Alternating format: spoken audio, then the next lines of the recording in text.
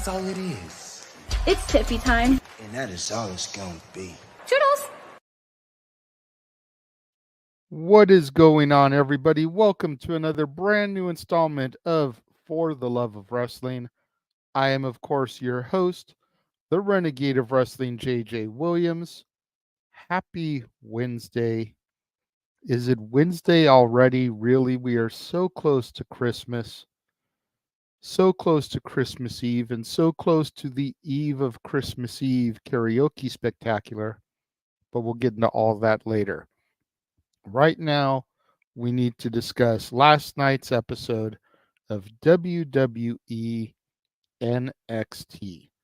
And the show kicked off with Tiffany Stratton versus Fallon Henley. And this was a fantastic opening contest. There's lots of history between these two women going back to last year and earlier this year, where they became women's tag team champions for a brief period of time. They were able to get some good time here to tell a decent story in their match. Fallon surprisingly got the victory here with all the push that Tiffany has been getting as of late. A little bit of a surprise victory for Fallon Henley, but I am not mad whatsoever. It's about time she gets her time to shine as well. And it looks like 2024 could be the year of the cowgirl. We then had Trick Mello Game backstage, and they're talking about the attack that occurred on both of them. And Trick wants to know from Mello if he saw his attacker, if it truly was Ilya Dragunov, like he claimed it was last week. Mello says that he didn't see the attacker, but nobody has ever hit him as hard as that before, and the only person to hit him that hard was Ilya. And then Mello has an idea that he proposes to Trick to make the one-on-one match between Trick and Ilya at New Year's Evil into a triple threat match and have it be Trick and Mello and Ilya. But Trick doesn't like that, because every time Mello had his title shots in the past, Mello had those shots one-on-one. It wasn't handicapped. Mello says it's the best thing because then one of them is guaranteed to win the title, and it doesn't matter who gets it as long as we get it. And Trick's like, no. It matters who gets it. And Mello kind of begrudgingly concedes, and he agrees to help train Trick to get ready and accompany Trick to ringside for his match against Ilya, which will be at New Year's Evil. We then had an Ilya Dragunov in-ring promo, and Ilya talks a little bit about being put in the Trick Mello saga and how he's got no business being there. He has no idea why he's there. He starts talking about the sacrifices that he's made in 2023. Moving to the United States, getting a home in the United States, and all this stuff, and leaving a lot of his family behind. And at this point, we don't see the figure yet, but a microphone is grabbed, and we can hear the pop on the top of the microphone as they try to make sure it's hot. Revealed to be Ridge Holland from the Brawling Brutes. And he interrupts and he says he's back in NXT to kind of redeem himself. He needs to rebuild himself. He talks about the stigma that is following Ridge Holland for constantly injuring people. The reason Big E is still out of action is because of Ridge Holland. Ridge injured, I want to say it was Elton Prince from Pretty Deadly earlier this year. And there's just this stigma that follows Ridge about him injuring people. And he's here to prove himself, to redeem himself, and to rewrite his story. And he asks Ilya if he can get a shot at him. He didn't even ask for a title shot. He just wants a match with Ilya to try to start proving himself. Says he's not trying to cut the line. He expects to claw and work his way back to a title shot. But he asks for a match with Ilya. And Ilya agrees.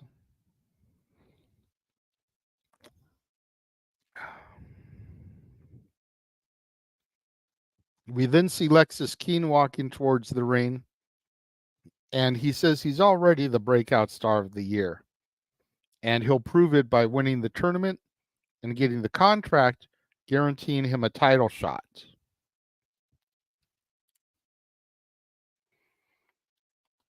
We then see we then see Trick and Mello. No, I was right. Yeah.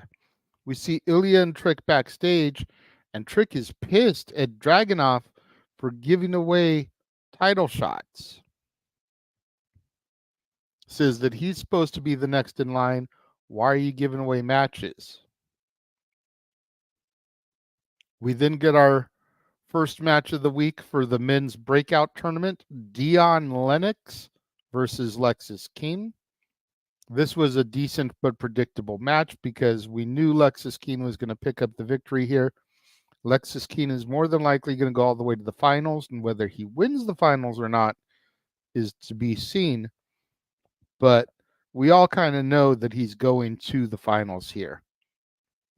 However, post-match, Trey Bearhill comes out and tries to get Lexis King because Trey Bearhill is who Lexis King attacked, taking him out of the tournament, and Lexis King being put in his place.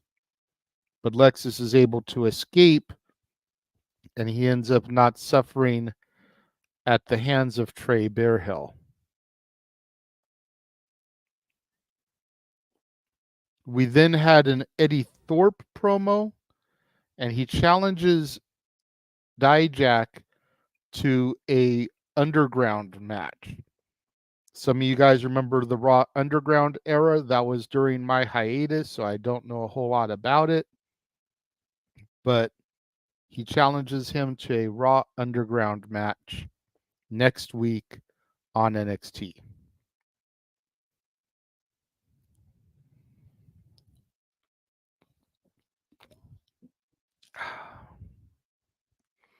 We then had some women's tag action as Thea Hill and JC Jane took on Izzy Dame and Kiana James. And this was another good match by the women here. Some good storytelling. Kiana gets a hot tag to Izzy just before Thea can make Kiana tap out, allowing Izzy to hit a boot and pin Thea for the victory. Little bit sad to see Thea and JC take the L here. I'm not going to lie. Not surprised with everything going on with Chase U as of late. Also not surprised considering Kiana James was on the other side. She's another one who's been getting a hell of a push here as of late. So to see her and her partner get the win, not too surprising at all. Hopefully things will turn around for Chase U in 2024. And either they'll be forced to fold because of the storyline that's going on, or they'll be able to regroup and re-rise to prominence. We then had a segment take place in the women's locker room, and Ariana Grace comments on Izzy and Kiana's match as it's ending. And Roxanne Perez says that she is not done with those women. Ariana tries to insult Roxy, and Roxy just slaps the taste out of Ariana Grace's mouth. I know next week's NXT has been taped, so no spoilers, please, but I would not be surprised to see Ariana Grace versus Roxanne Perez next week as a result of this. We then had Andre Chase, Duke Hudson, Scripps, Lucian Price, and Bronco Nima shooting craps. And Andre is up, man. He's got a nice little chunk of change in his hands. And Duke is telling him, man, you should walk away. You're doing good. You should walk away. So Andre Chase makes a proposition. Tag team match next week. Chase and Hudson versus Price and Nima. And if Chase U wins, Scripts will double their money that they've won. If they lose, they walk out with what they came in, which was only about $300. And Scripps says that he'll accept under one condition. When they win, Andre Chase has to get them a tag title shot against the D'Angelo family. And at this point, I don't know her name. They haven't announced her name yet. But a female walks into the shot who's been associated with the D'Angelo family ever since they got the straps back from Chase U. And this whole scandal angle has begun. So this female walks into the angle and kind of gets on Andre Chase for trying to make promises that he can't keep. She calls Tony D, and Tony D over the phone agrees to the stipulation about the tag title match. We then get Dragon Lee versus Charlie Dempsey. And Gallus comes out, and Joe Coffey tries to make it a triple threat match. And Dragon Lee accepts. So it's Dragon Lee versus Charlie Dempsey versus Joe Coffey for the North American Championship. And man, this was just another Dragon Lee classic. Charlie Dempsey continues to impress me with each and every week that he gets in the ring. Just by looking at him, watching him wrestle, you can definitely tell that he is the son of William Regal. I see nothing but great things for him in the future as long as he continues to remain healthy and stays out of trouble backstage. So, you don't want to hear about this kid getting tangled up in backstage drama or heat. As long as he can keep his nose clean, I think we'll be good. Joe Gacy is hiding under the ring during this match. And at one point, he grabs Joe Coffey's leg, trips him up, and drags him under the ring. This allows Dragon Lee to retain over Charlie Dempsey and ends up taking a post-match beatdown at the hands of Drew Gulak, Damon Kemp, Charlie Dempsey, and I forget who the fourth man is that's part of their team now. Forgive me. He's one of the guys in the breakout tournament, so I'm not that familiar with him yet. However, the LWO, Joaquin Wilde and Cruz del Toro, come out to make the save and assist Dragon Lee. Again, wouldn't be surprised to see some six-man action next week. Dragon Lee, Joaquin Wilde, and Cruz del Toro versus Kemp versus Gulak and versus either Dempsey or the other dude. We then went backstage again and had another Trick Mello segment. And Trick is venting to Mello about Ridge's title opportunity here this evening. We then had another women's locker room spot as Cora Jade goes into the locker room, reclaims her locker, which I guess Carmen Petrovich has taken over in her absence, throws Carmen stuff on the ground, says she's back, and takes off. And when Carmen comes into the shot and sees what Cora has done, Gigi Dolan tells her there's only one way to deal with girls like Cora. We then had our next men's breakout match, and it was Tavion Heights versus Luca Crucifero. And this was another good match by these two individuals. Can definitely see the work that the PC has put in on these guys. Whether they'll have what it takes to be long-term stars or not is irrelevant at this point, but you can see how good they have gotten with the fundamentals they have been taught. And just goes back to what we always say, man, trust the process.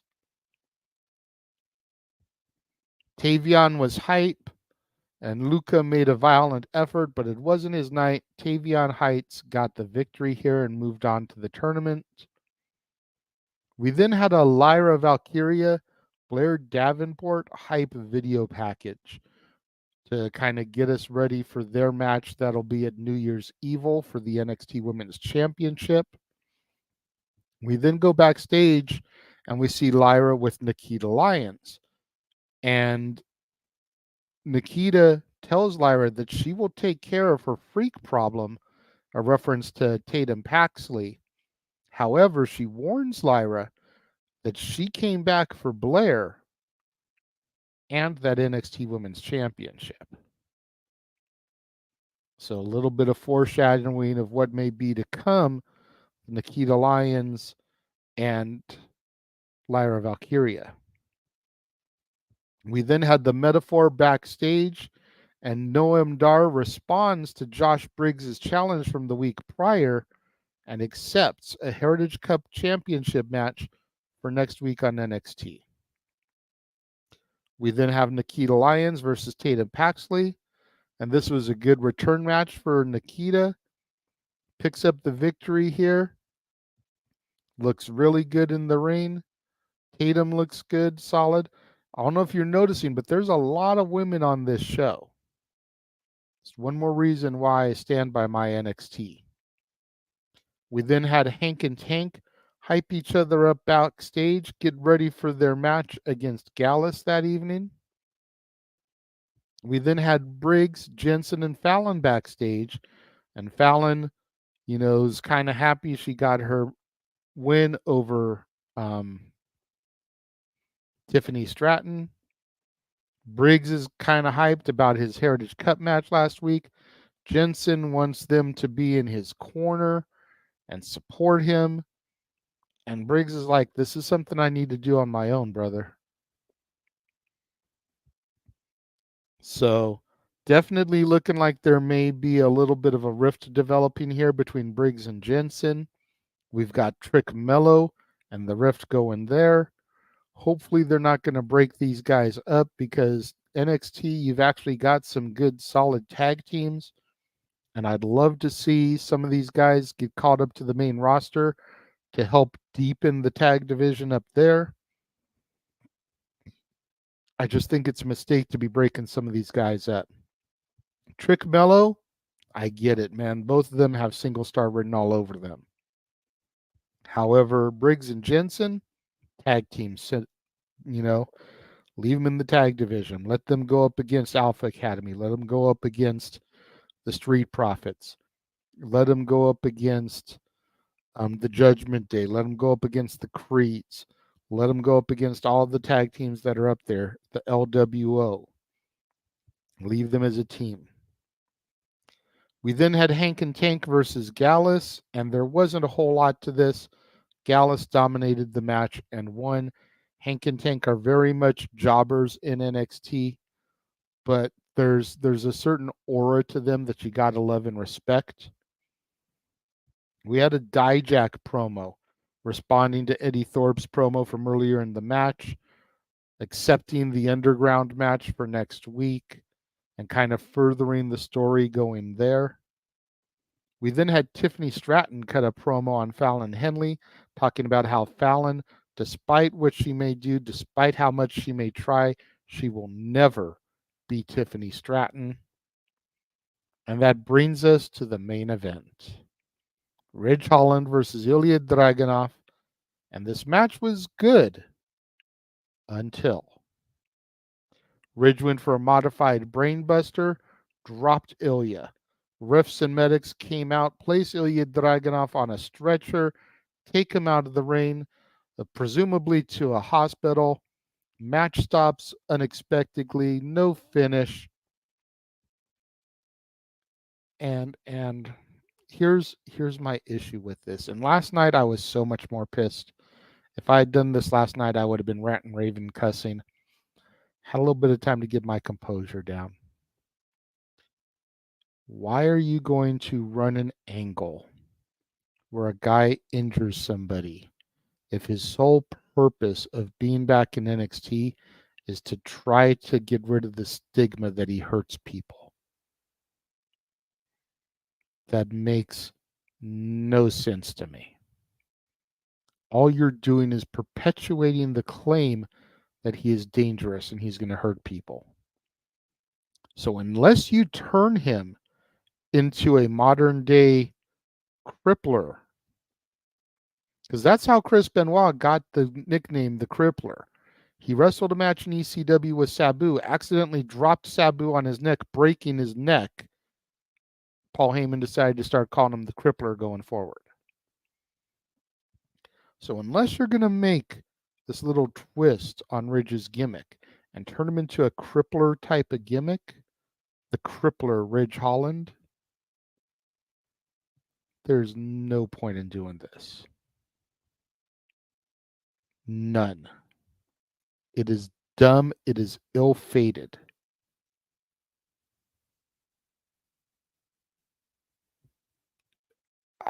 I don't understand the logic here. And I know I can hear Noah Foster in my head, WWE logic, LOL. But to try to build an angle on the back of a man who's already gotten heat from fans for injuring people, and now you have him quote unquote injure somebody else in an angle on his first match night back in the company. No. Just no. Bad WWE booking. I'm curious to know what you guys think. Let me know. Leave some thoughts in the comments. I'm going to do, as I always do, run a quick little commercial, show you all the stuff that's coming up for the open mic night specials. When I come back, give a couple of quick little plugs, and then I'll be out of here. I'll see you in about 40 seconds.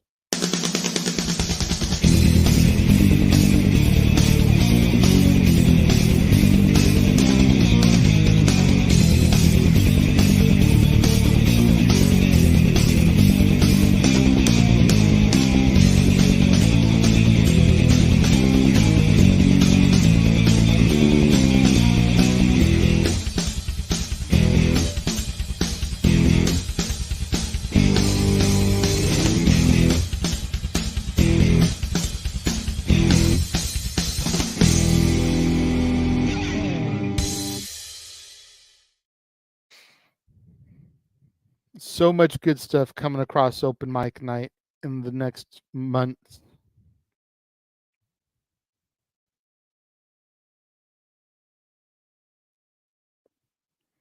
No, Emmanuel, I'm not. I just said that. I just said I wasn't a fan of the angle when Big E suffered this injury. And I know it's a work because of the way that Ridge cut the promo when he first came back. If he hadn't put that in his promo about injuring people and wanting to kind of rebuild his career, then I would have thought it was a shoot and it was legit. But that I literally just got done talking about that and how dumb I think this is. But we got so much stuff coming up on open mic night in the next couple of weeks and months. Of course, this Saturday, tune in for the Eve of Christmas Eve karaoke special, second annual, 8 o'clock p.m. Pacific, 11 Eastern. Buy one, get one free super chat buys for the $15 and $25 tiers. So much good stuff. Make sure you guys tune in tomorrow as I review AEW Dynamite on For the Love of Wrestling. Same bat time, same bat channel. And until then, I will see you guys next time. The Jeff Meacham Network's Multiverse of Media. for over 15 years, the recognized symbol of excellence and the standard bearer in coverage of sports and entertainment. Thank you, JJ. Appreciate you.